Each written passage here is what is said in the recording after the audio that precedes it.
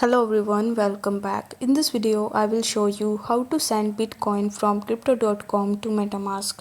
For that, you need to launch your crypto.com application first and then you need to tap on accounts. Then you need to select the crypto wallet option and then tap on transfer. After that, you need to select the withdraw option and then you just have to select the external wallet.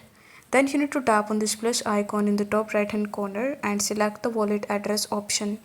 After that, you will be able to see all of the cryptocurrencies that you can basically withdraw from crypto.com account.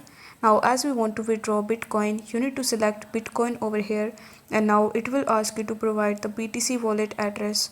So in order to get this address, you just have to launch your MetaMask application and then you just have to simply search for BTC over here.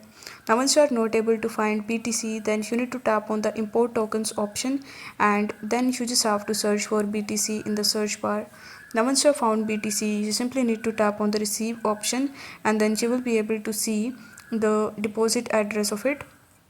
So you just have to copy that address from here. Then you need to come to crypto.com and paste the address in this section. Then in the wallet name you need to type MetaMask and then press continue.